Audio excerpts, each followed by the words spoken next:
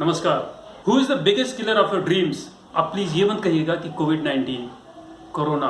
ये मैं मानता हूं कि कोरोना एक बड़ा चैलेंज है दुनिया के सामने, ह्यूमैनिटी के सामने, लेकिन वो हमारे सामने सिर्फ पिछले 4 महीनों से है और आगे भी शायद अगले 4 या 8 महीनों तक रहेगा। हम उससे जरूर एक न एक दिन निकल पाएंगे बाहर, क्योंकि ह्यूमैनिटी ने, दुनिया ने इससे बड़े बड़े चैलेंजेस देखे हैं और उससे हम बाहर भी निकले हैं। तो obviously and that's for sure कि हम कोरोना से बाहर निकलेंगे, एक दिन जाके जरूर निकलेंगे बाहर। तो अभी मेरा question remains same, who is the biggest killer of your dreams? कौन है आपके सपनों को मारने वाला? आपने शायद इतना क्लैरिटी के साथ इस पर कभी सोचा नहीं। वो दुश्मन आपका इंटेंजिबल यानी अदृश्य जरूर है, लेकिन आप उसे जानते हैं। शायद इतनी क्लैरिटी के साथ नहीं जानते, लेकिन जानते हैं, क्योंकि वो आपके अंदर ही रहता है। That just screams with in you, और वो है फियर, डर। तो आज डर की ऐसी चीड़-फाड़ करेंगे, धज्जियां उड़ा देंगे डर की। आज के बाद आप डरना भूल जाओगे। बस ये वीडियो ध्यान से देखिएगा और पूरा देखिएगा, और जो इसमें इंफॉर्मेशन बताई जा रही है उसको इंप्लीमेंट करिएगा। तो अब बात करते हैं डर की। देखिए, इसमें हम क्या बात करेंगे डर की। डर क्या है ये मुझे बताने की जरूरत नहीं है, लेकिन डर कितने तरह का होता है और अलग अलग डरों में क्या हमारे माइंड और बॉडी में होता है, वो मैं सारा आपके साथ शेयर करूंगा। और उससे हम कैसे उबर सकते हैं, कैसे उसको कंट्रोल में ले सकते हैं, वो भी इसमें बताऊंगा मैं। यानी कि डर क्या है ये तो आपको पता है, ये नहीं बताना मुझे। डर कितने तरह का होता है, उसमें होता क्या है हमारे माइंड और बॉडी में, क्या एक्चुअली हैपेंड होता है हमारे माइंड और बॉडी में, उसके बारे में बात करेंगे। और how to get over of it, इसके बारे में बात करेंगे। तो अब बात आती है कि डर कितने तरह का होता है। तो बेसिकली मैं आपको बताऊं, डर बेसिकली तो 2 तरह का होता है। एक होता है नॉर्मल डर और एक होता है एबनॉर्मल डर। नॉर्मल डर क्या होता है? नॉर्मल डर होता है कि जिन डरों के साथ हम पैदा होते हैं, जो हमारे माइंड में इनबिल्ट होते हैं, उसको बोलते हैं नॉर्मल डर। वो डर कौन सा है? जैसे ऊंचाई से गिरने का डर और सडन लाउड नॉइज, इसका डर। यानी कि ऊंचाई से गिरने का डर सभी को होता है। कोई भी ऐसा नहीं है जो कहे कि हाँ ऊंचाई से मुझे नीचे देखने में डर नहीं लगता है। सभी को डर लगता है।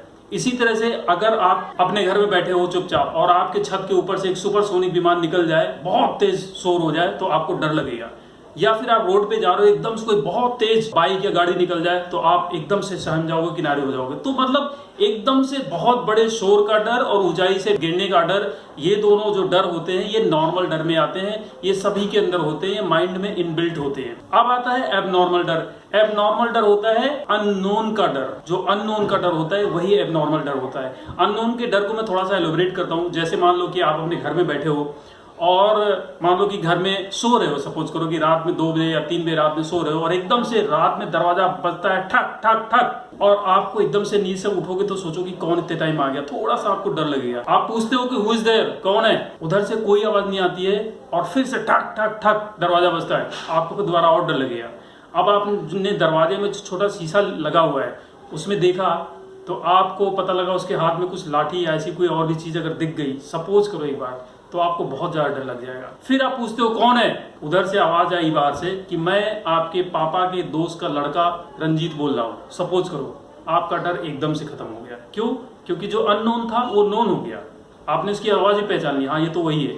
तो इसे कहते हैं अननोन का डर। यानी कि देखिए, होता क्या है कि हमारा माइंड एक सर्वाइवल मैकेनिज्म है। हमारा माइंड हमारी बॉडी को सही से चलाने के लिए, उसको सेफ रखने के लिए बना हुआ है। तो उसकी इनबिल्ट टेक्निक, इनबिल्ट इसकी जो टेंडेंसी होती है वो ये होती है कि हर जगह वो खतरे को स्कैन करता रहता है कि कहीं कोई खतरा तो नहीं है इसके लिए, यानी हमारे लिए कहीं कोई खतरा तो नहीं है, जिससे वो खतरे को देखे और आगाह करे। ये उसका इनबिल्ट सर्वाइवल मैकेनिज्म, इसलिए इसका इनबिल्ट इसका तरीका है।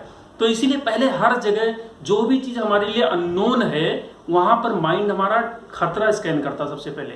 देखो ना, जब अंधेरे की तरफ आप देखते हो तो आपको डर लगता है। क्यों? क्योंकि कुछ क्लियर नहीं है। तो माइंड सोचता कहीं कुछ हमारे लिए दिक्कत ना हो, आगे कुछ गड़बड़ ना हो, मुझे किसी से चोट ना लग जाए, मुझे मार ना दे, या कुछ भी इस तरह का खतरा, वो इस तरह से उसको करता है। या फिर पानी है, मान लो पानी, स्थिर पानी है, तो आपको उसमें जाते हुए डर लगेगा, पानी पता नहीं कितना ज्यादा गहरा ना हो तो मैं डूब जाऊंगा, राइट? तो जहां भी अननोन चीजें रहेंगी, अनसर्टेन अननोन चीज रहेगी, वहां आपको डर लगेगा। तो इसको बोलते हैं एबनॉर्मल डर, अननेचुरल डर इसको बोलते हैं। अब मैं थोड़ा सा ये किस तरह का होता है वो एलोबरेट करता हूं कि जैसे फियर किस तरह का होता है, और जो मैं बोलता हूं कि this is the biggest killer of your dreams, तो biggest killer of your dreams कैसे, ये थोड़ा मैं एलोबरेट करता हूं। तो इसमें क्या है कि फियर ऑफ फेलियर, ये सबसे बड़ा डर जिसने लोगों को सबसे ज्यादा लिमिट किया हुआ है, आगे बढ़ने नहीं दे रहा, काम करने नहीं दे रहा, और सपनों को मारने के लिए जो सबसे ज्यादा जिम्मेदार है वो है फियर ऑफ फेलियर। उसके अलावा फियर ऑफ क्रिटिसिज्म, यानी लोग क्या कहेंगे, कहते हैं ना सबसे बड़ा रोग क्या कहेंगे लोग,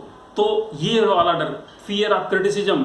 फियर ऑफ पॉवर्टी भी होता है, फियर ऑफ लॉस भी होता है, कुछ खो ना जाए, कुछ मेरा कोई ले ना दे, fear of sickness, fear of old age, ये सारे फियर इस तरह की चीजें होती है। अच्छा होता क्या है, अगर आप ओल्ड एज के बारे में फियर कर रहे हो तो अभी तो ओल्ड नहीं हो आप, वो बात नहीं, इसका मतलब है कि आप इमेजिन कर रहे हो, डर को इमेजिन कर रहे हो। फियर ऑफ फेलियर में भी यही होता है, डर को इमेजिन करते हो। एक्चुअली में क्या है, डर का मेन रीजन यही है। डर को अगर मैं सही उसका एक मेटाफर में आपको बताऊं, what is fear? False evidence appears real, that is fear. Actually false evidence होता है, उसको हम बढ़ा चढ़ा के अपने दिमाग में रख लेते हैं और डरते रहते डरते रहते डरते रहते हैं, ये होता है फियर। हम डर को कभी भी फैक्चुअली या एक्चुअली नहीं लेते हैं, उसको एज इट इज नहीं देखते, हमेशा उसको बढ़ा चढ़ा के देखते हैं। और देखिए हमारा जो इमोशनल माइंड है, जो हमारा सब कॉन्शियस या डीपर माइंड जिसको बोलते हैं, वो जो माइंड है वो किसी एक बच्चे जैसा है, राइट। इमोशनली आपने कोई चीज को, कोई डर को फील कर लिया तो उसने उसको रियल मान लिया। वो इमेजिनरी में और रियल में फर्क नहीं जानता है हमारा इमोशनल माइंड, छोटे बच्चे की तरह होता है। जैसे छोटे बच्चे को आपने बता दिया ना, सो जा नहीं तो बिस्तर के नीचे मोनस्टर है, राक्षस है, निकल के खा जाएगा, पकड़ के ले जाएगा, तो वो बेचारा उसको रियल मान लेता है, डर जाता है।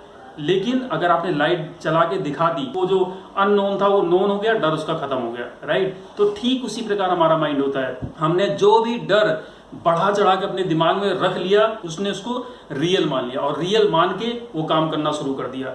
अब जब डर होता है, देखो मैंने आपको ये बता दिया कि डर कितने तरह का होता है, नॉर्मल डर, एबनॉर्मल डर। एबनॉर्मल डर में बेसिकली सारे फियर ऑफ अननोन का होता है, और उसमें भी ज्यादातर होता है fear of failure, fear of criticism, fear of illness, fear of sickness, right, या फिर fear of old as, fear of loss, fear of poverty भी होता है। ज्यादातर जो 90-95 ऑलमोस्ट 70% लोग जो गरीब होते हैं ना, वो गरीबी के डर की वजह से गरीब होते हैं। क्यों?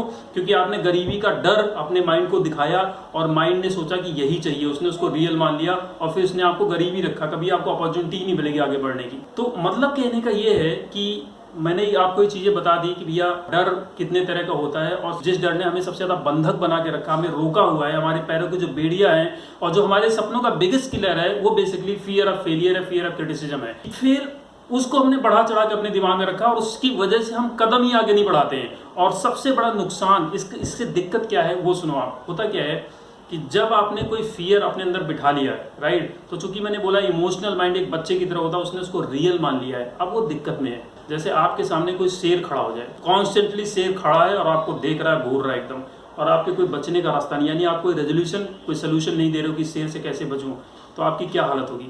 वही हालत आपके इमोशनल डीपर माइंड की होती है, जब आप कोई डर दिखा देते हो उसको और उसका कोई रेजोल्यूशन या सोल्यूशन नहीं देते हो आप, वो दिक्कत में होता है बेचारा, समझ रहे हो। और दिक्कत में होता है तो क्या करता है, चूंकि हमारा इमोशनल माइंड हमारे पूरे बॉडी के मैकेनिज्म को चलाता है, जबरदस्त इंटेलिजेंस उसको ये सिस्टम चलाने की, तो अब चूंकि वो दिक्कत में है, उसको खतरा है, तो वो आपकी बॉडी में के थ्रू वो मैसेज देता है। और ऐसे क्या करेगा, आपके दिल की धड़कन, वो डिपेंड करता है कि आपके फियर की इंटेंसिटी कितनी है, उसके हिसाब से आपके दिल की धड़कन, हार्ट थंपिंग बढ़ जाती है, ब्लड का सर्कुलेशन तेज हो जाता है, आई बॉल्स बड़े हो जाते हैं, और भी हजारों लाखों केमिकल रिएक्शंस ऐसी हो जाती हैं जो हमारी सेहत के लिए ठीक नहीं है।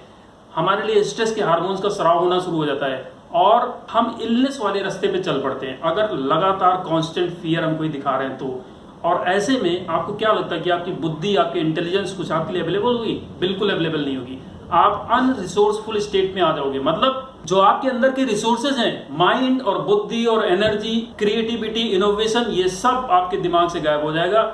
और जब ये चीजें गायब हो जाएगी तो फिर आप उस फियर का रेजोल्यूशन भी कुछ नहीं दे पाओगे। तो मतलब कहने का ये है कि एक तो आपके अंदर से इनोवेशन, क्रिएटिविटी, बुद्धि, इंटेलिजेंस, ये सब खत्म हो गई, तो अब आप वहां से निकल नहीं पाओगे। It's a vicious circle. जब वो खत्म हो गया तब आप उसी सर्कल में घूमोगे, डर वाले सर्कल में। और उसमें क्या होगा, और ज्यादा इलनेस वाले हार्मोन्स का स्राव होगा, और ज्यादा दिन तक रहा तो बॉडी में कोई डिजीज आ सकती है या कुछ और भी इस तरह की दुर्घटना हो सकती है। तो मतलब कहने का ये है कि डर के नुकसान ही नुकसान है। इसलिए ये चीज आपको आज अभी ये डिसाइड करना है कि जो भी डर हमारे सामने है उसका हमें सोल्यूशन देना है, रेजोल्यूशन देना है। अगर मुझे खुद नहीं समझ में आ रहा है तो I meet someone who can guide me.